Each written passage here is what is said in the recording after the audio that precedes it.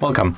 In front of me I have Samsung Galaxy S21 Ultra, and today I'm going to show you how you can pry off screen protector.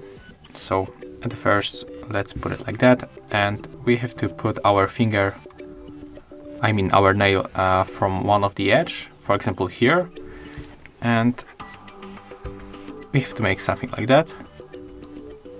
As you can see, it's under the screen protector, so right now we can just take it off.